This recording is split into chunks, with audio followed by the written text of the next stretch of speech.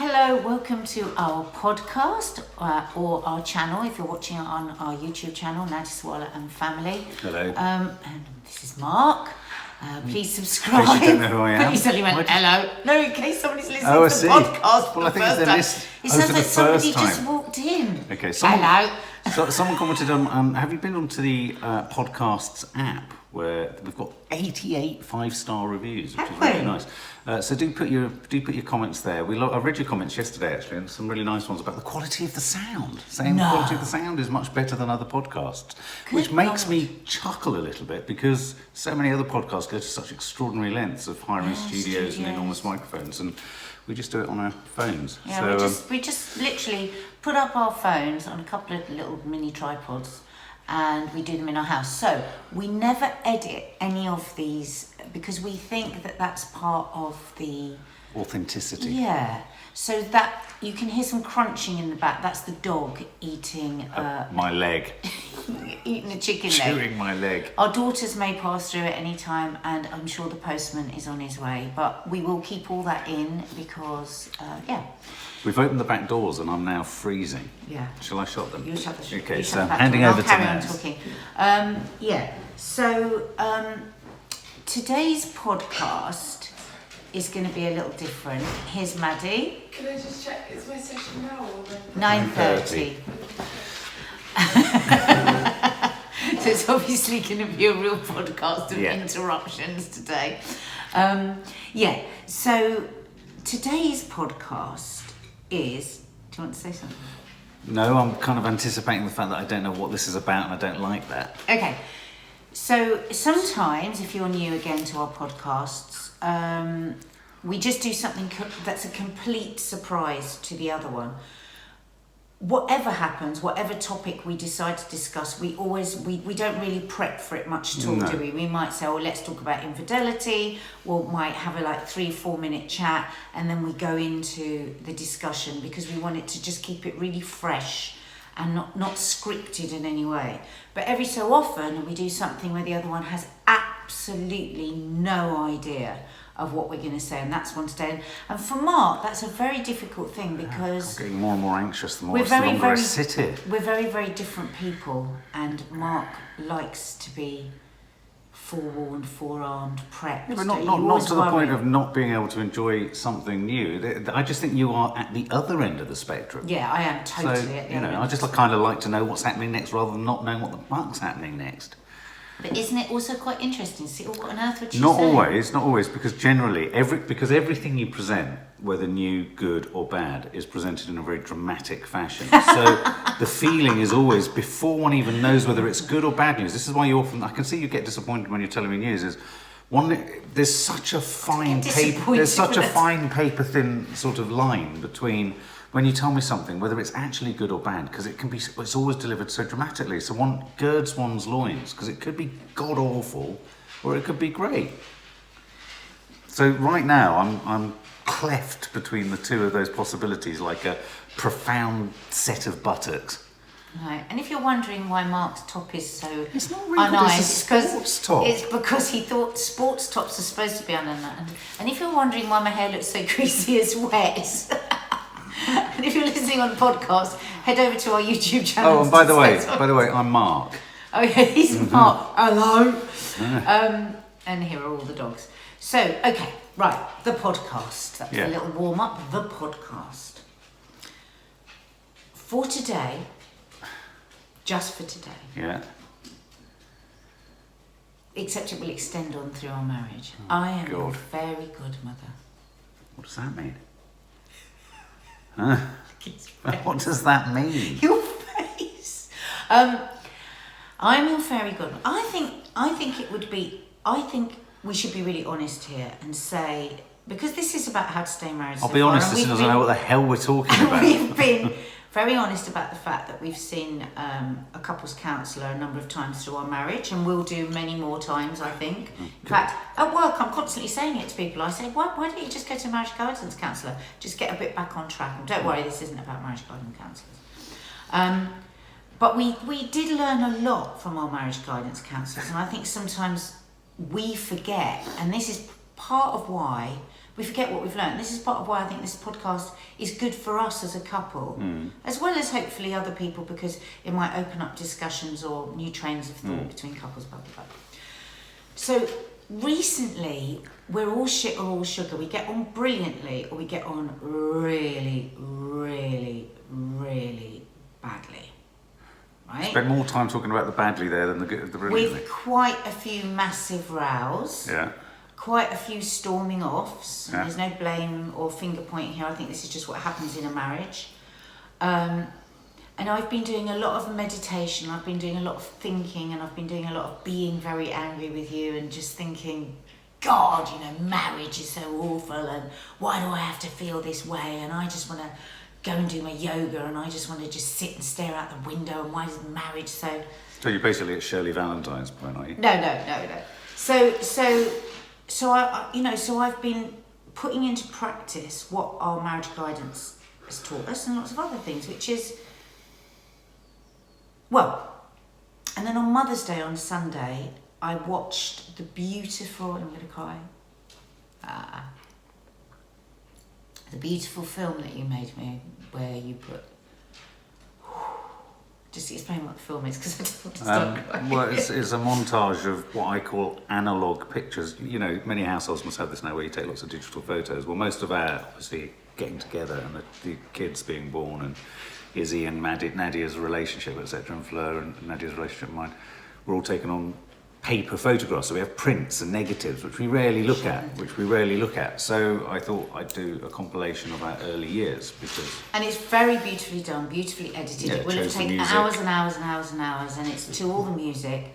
And actually, when I clicked on it, I was feeling a bit down about us, because it's just like, it just felt like we just keep missing the beat with each other, and just, I'll say something and there's nothing wrong in what I've said, and you'll take umbrage, and vice versa, and just that awful place that all couples get to. And I clicked on this and I watched it, and I just thought, you are such an extraordinary person, and who you are runs so deep, and who you are is, I'm really, really lucky to have somebody as deep as you love me the way that you do. Right. So it got me thinking about all that we're rowing about and bickering about and everything, and I just thought, what are you supposed to do? Okay, you're doing all this meditation, think of marriage guidance. What are you supposed to do when you feel this way about somebody, when you've gone on the wrong foot? And actually what you have to do is love them more. You have to go to your best place and love that person more. Not get stuck in why you're angry with them, or what you think they're doing wrong, or what you wish they were, or blah, blah, blah. You just have to go back to, what do I actually feel about this person? What would happen if I was at your funeral and you were dead? None of these things that are driving me crazy would matter a flying fuck. They just wouldn't matter. So that's what I got myself to do. And I think you remember you came in and I gave you a big hug and I said, thank you for the poem. So then I thought, what could be a fun way of doing something towards this within the project? Well, you're going to be talking a lot in a minute. No, but I just wanted to say it's interesting, just going back to that moment, it's interesting that you should say that, because when I was coming back from wherever it was, I think I'd run my mum to the station or whatever, there was a feeling, and you know, this is part, without going into the details, I don't know if that's what you're going to do in a minute, but without going into the details of what the rows have been about recently. God, no, we've done no, more oh than good. things. But I mean, there was a feeling that I had at that point, which was, you know, there's this odd idea that you think you're very good at hiding everything, and you're not necessarily, just like I'm not. You know, your face can speak 1,000 words and all this. And so I was heading back really sort of heavy-hearted and sort of like, oh God, you hadn't seemed quite right when we were filming, you hadn't seemed sort of happy, you hadn't seemed, I could sense that there was something wrong, and then I start sort of trying to do an inventory of my behaviour, thinking, God, have I said something wrong, and did I not mean it, and what have I, and as I went, it was such a bloody, it was like cold, it was like just cold stream water being poured into a parched mouth when you say come over and go. I was just like, oh my God, this is like everything is, I mean, I felt giddy with relief, and that sort of saddened me a bit, because I thought, God, I was digging in for a atmospheric afternoon. Anyway, so I do remember that moment when I came in and you were like that. Well, I think, you know, in a row that we had last week, and you were suddenly really nice for 2 days, you were being extra, extra nice. And I would describe it as the same thing for me. It was just like a relief. It's just like, and the thing is, we are nice people. We are kind people. And I sometimes think we're not as kind to ourselves or to each other as we could be, and as we are to others. So that's the thing, to just, if you're listening and you're struggling in your relationship, in your marriage, you know, maybe it's a question to ask yourself today: am I being as kind to myself and to the person I love as I am to other people outside of our relationship and our home? Am I listening as much as and you know, these things are what you have to do. And sometimes you have to do those at the point where you can't the most, when you're at the most pit of your despair of like, what the hell? And it's amazing how it falls away. People think forgiveness is about giving somebody that you're angry with something you don't want to give. It's not. Forgiveness is always about giving something to yourself. Because as soon as you forgive a situation or a petty thing or a massive thing, you immediately start to feel better. And I think we hang on to that so much. We hang on to anger so much as human beings because we're frightened, because we're hurt, because whatever. And the person we hurt most is ourselves, and then ultimately the other people we love. So I thought today, as a bit of a fun thing, it's not like a serious thing, that I'm going to be your fairy godmother. And I am going to grant you 3 wishes, right? Right. And those 3 wishes, one can be a very big thing, like a major seismic thing that you think is in our relationship. Obviously, remembering our children and not embarrassing them. So a seismic thing in our relationship. Right. One is the thing that irritates you the most, that you have to keep quiet about. So one could be a major thing like, oh God, I don't know, whatever the most awful thing about me is, right? The second is the thing that you find most irritating about me. These are things I'm going to work on changing. But you keep your mouth shut because it's something you've said so many times that now it's just like so eggshelly you couldn't possibly say it, right? And the third one can just be something silly or funny. Oh my God, and we run the risk, because I'm unprepared, of there being great swathes of silence now. I did wonder about telling you this, and I thought, I think if you think about these things too long, I think you can get your knickers in a twist. So I think, why don't we start first with the thing that really irritates you about me that you can't say because it's too eggshelly, and I will go, oh, for God's sake, Mark, no I don't. You're always saying this, and I don't. What would be that thing? Well, I mean, I suppose, you know, and there's always the worry when you're presented with something like this that you just go into a sort of mind freeze, because it's not because you're necessarily spoilt for choice, but because you want to, you know, you want to choose your words right. You feel you've got an opportunity. No. I know. I'm just let me just talk through, you know, what immediately comes into my head, because that tells you a lot. And so, as soon as you say the thing that most irritates me, the thing about you is, the thing that's most difficult, and I think this is partly to do with our codependency, is this idea that you don't and aren't ever somehow really impacting on the atmosphere and mood of the house in a big way, and that actually the vast majority of the time when I'm asking if you're okay, it's not because I'm actually wanting to create a problem or get attention or whatever any of the things that we say often are, is that because I actually know you as well as you like to think you know me, and you do know me incredibly well, but I also know you incredibly well, and I think there are many times where there's an assumption that you know, not all of us, but yes, all of us, but specifically me, better than any of us could know you. And I think you don't afford me the respect or the trust to think that actually, and I know in arguments, when you're in an argumentative place, one does feel like foe and rather than friend. But I can be coming from a place of having quite accurately picked up a mood or a sensation or a situation, and that sometimes that mood, sensation, attitude or atmosphere really makes me either go inward, not sulk, but go inward or avoid, or I used a phrase in a text I sent you recently, and I don't mean it horribly at all, but dodge a bullet. You know, there are many times I feel like I need to dodge a bullet with you, and it's a very different kind of thing you put out into the world. So So this is more of a seismic one than the little irritate. Oh, no. I mean, I don't know. I suppose this goes to something that I don't know how one changes. It's not necessarily that one can change it, but I think it's just trusting that if... It's very interesting what you just said there, because when you said you think you know me better than I know you, and I think that you're right. I think that you don't know me at all. You think that I think... What? I don't understand. It's gone through me 3 times. I don't really understand what I think now. What do you think? think that you think that you know me, and I don't think that you do. You do think that I do think. I literally don't understand. We've gone... Hang on. This is like verbal... What was it you said to me? You think... You think that I don't know you as well as you know me. I think you're right. Right, okay. Insofar as do you... So when you... I've never thought of that. But you having just said that... No, and I know you haven't thought of that. If I'm honest, I agree. Okay. I do think that you...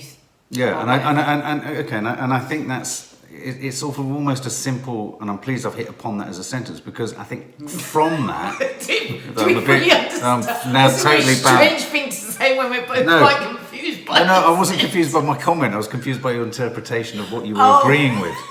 You might actually be still agreeing with something completely opposite, so we could be barking up the wrong tree. Heading down a real cul-de-sac here where I'm not actually going. No. Don't complicate it. Let's assume you agree with me. That's nice and simple. Let's just keep it at that. And we might make progress. Oh my God. Yeah. Okay.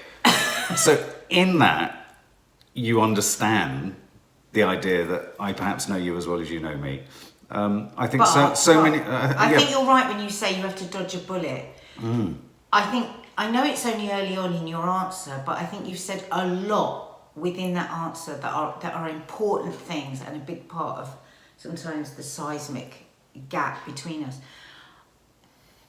When you say I then feel I have to... So say you ask me what's wrong, and then I am saying nothing, right?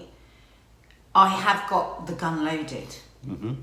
And it is ready to fire. So it's quite a good idea to dodge the bullets, because what I'm actually doing is saying, I don't want to say anything of how But by dodging I'm feeling, because I know that I am too extreme. So like when you said right at the beginning of this podcast, you're so dramatic.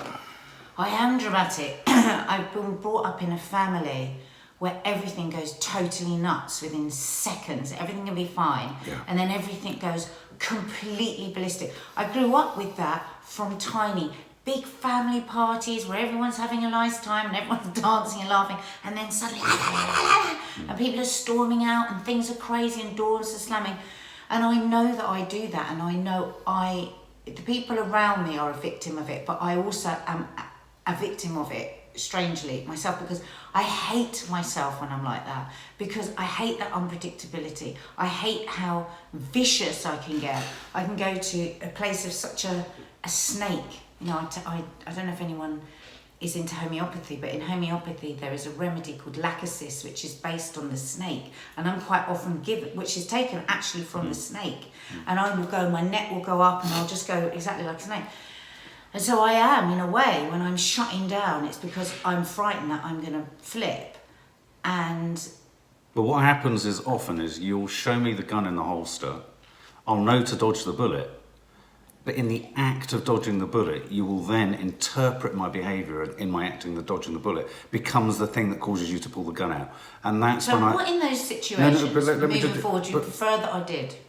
I don't know. I mean, I don't know whether it's a case of just saying, look, I just, you know, I'll often say to you, I'm feeling this or I'm feeling that. And maybe I wish you could say it a bit more often. And I mean, the problem with this is, as soon as we go into any issue about each other, it can quite quickly flip into, well, I don't feel I can, and I don't feel if I do, you fall apart. No, but I said I'm a fairy godmother today, so things are completely different. No, I mean, I don't, if I'm honest, I don't have a quick fix answer to that one. I don't know. I just know when it's out. I mean, I think as much as you say you sort of feel the dread of what my mood might be, I have, even when I'm feeling awful, I have real consciousness that you dread it all the time. Yeah. And so I'm aware of it. Even if I'm unsuccessful at hiding it or I'm unsuccessful at avoiding it, I'm aware of it. And I suppose I just, maybe if you could have some awareness that there are times when you walk through the door and there can just be a dead expression in your eyes, which is one of you're distracted. No, but it might be that you're distracted. For example, I'm always on the money when an hour later something regarding work has been the thing that has enraged you and there's something.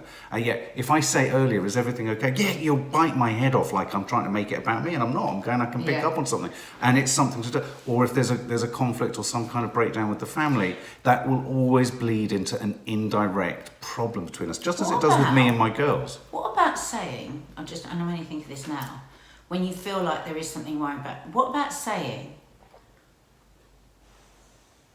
listen, I feel there's something, I bet you don't want to say anything now, but any point that you do, I'd I'm like, here yeah, to listen. very good. Because sometimes I feel like I have to say something straight away. Okay. Sometimes people, and I think this happens in all relationships, and I definitely do it to you. You want to know now. It's like, I'll say to you, what's the matter? Because I want to fix it. Okay. And sometimes all of us just eat, and our kids, we do it with our kids as well. People just want to process stuff.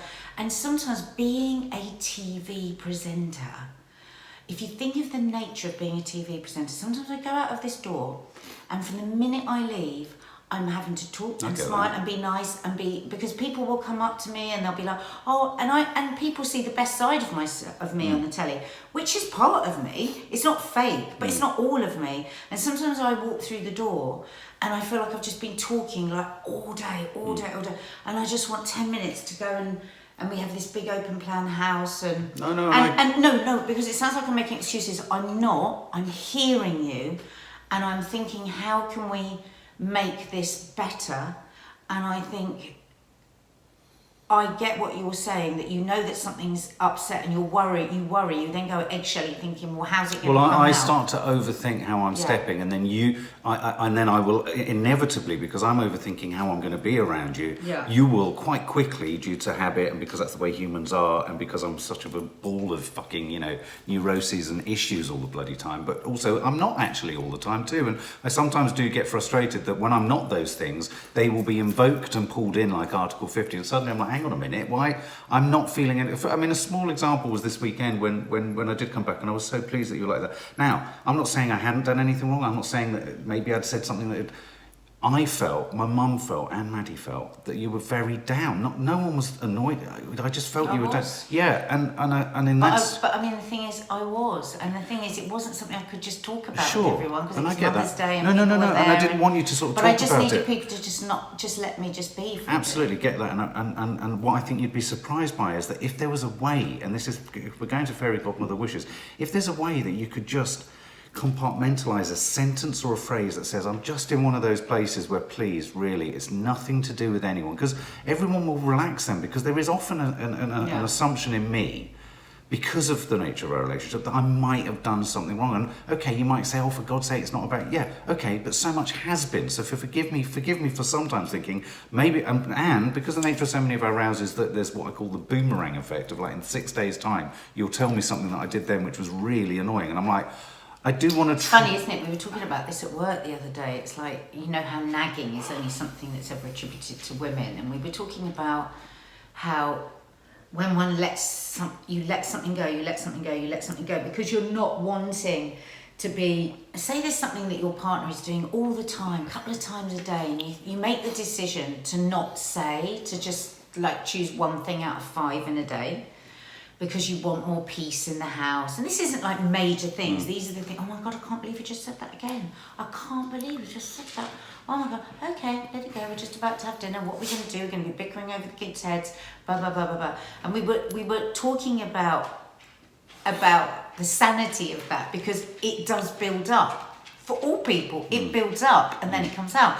And when is it nagging, and when is it, if you're just constantly every day saying, oh look, I feel this boundary has been done, isn't that a pain in the arse?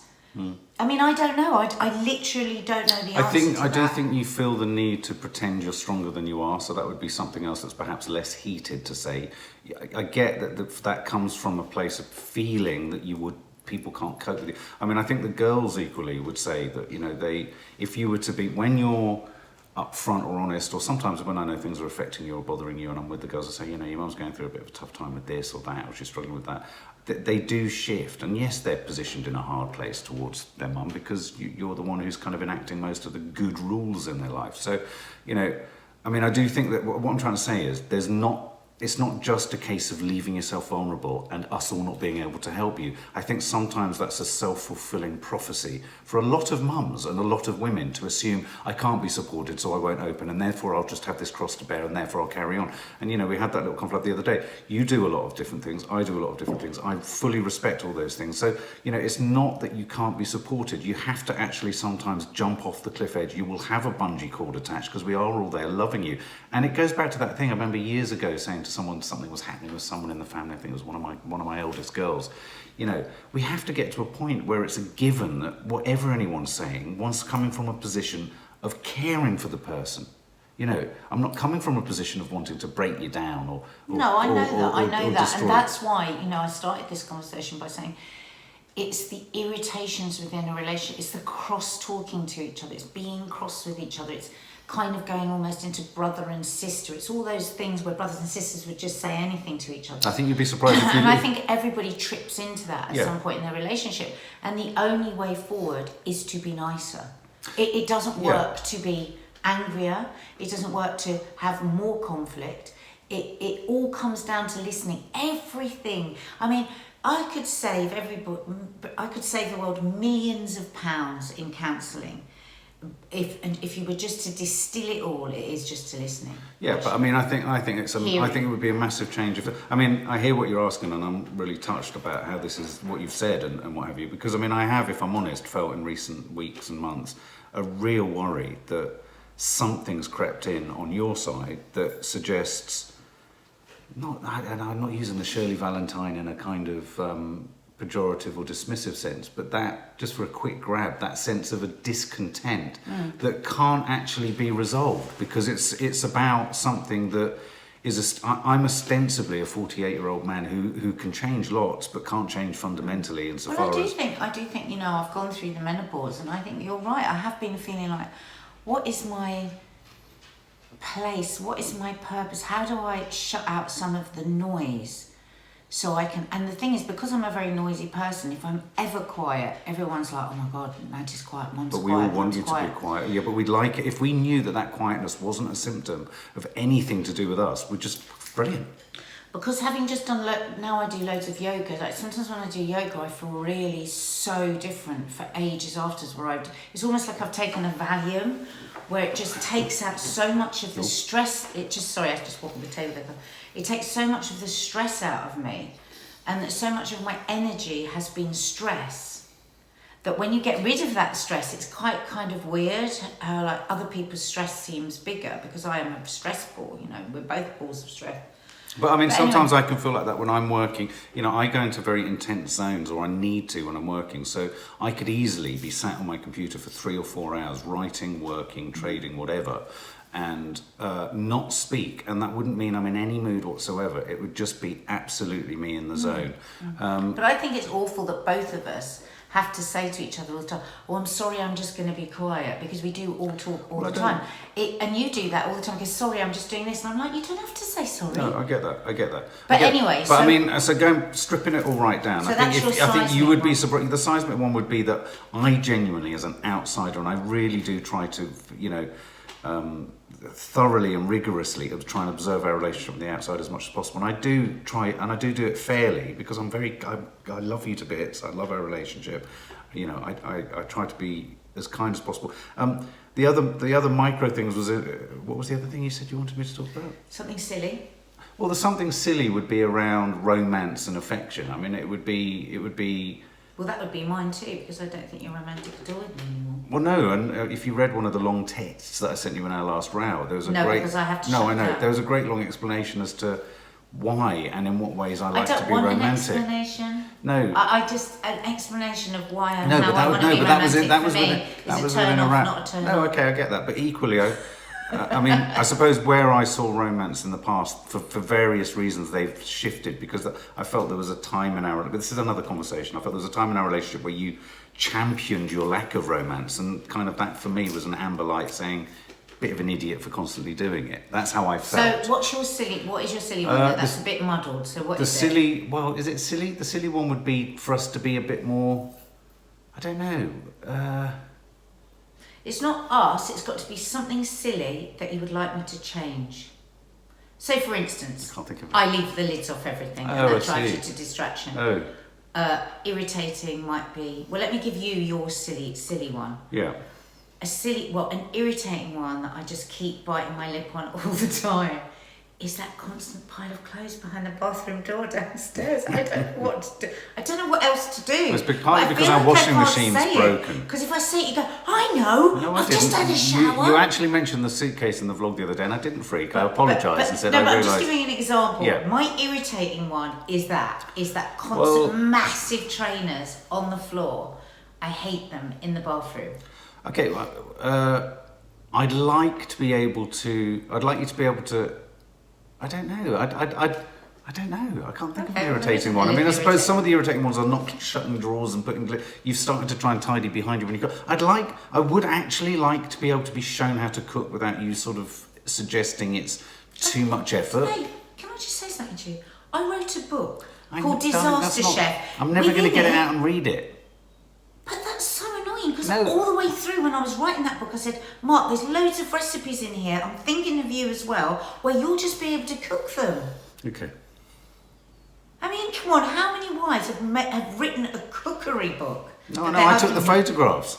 I know. I can photograph it. Okay, irritating that. Everything that needs shifting is kind of fundamental rather than the That's all right. Okay, guys, we now have this on record. I'm not irritating. I'd like you to be... No, I mean, a little wish would be if you were a bit more risque and suggestive. I'm trying to be circle round. Just stop. Why? Stop. Children. So maybe the next podcast you could wear nipple tassels on your nose. If you enjoyed our podcast... Well, there was a third category, wasn't there? Yeah, but you've taken too long. No, I haven't. I said there's an irritating one. Yeah. Which you've said was my opening the drawers. Well, I know exactly what the irritating one. Oh, right, You haven't been able to think of anything. The irritating one is timing out on every. No, I absolutely know the irritating one. Okay. The one that you have to keep keeping your mouth shut. Yeah. The thing that you just go, I better not say that. Yeah, I will. Okay. Now, again, I do think this is a dilemma that faces a lot of women who feel that they are time poor. We are all time poor, and that their list of priorities to get things done in the family is somehow infinitely more important. Now, I don't think that. On many levels. No, before I finish, on many levels they are. So I don't subscribe to this idea that it's absolutely nonsense, because a lot of them are. If it wasn't for you, they wouldn't eat healthily. If it wasn't for you, they wouldn't get up and wash their hair. I don't know what girly things they need to do with their bodies, heads, and all that kind of shit, hair and everything.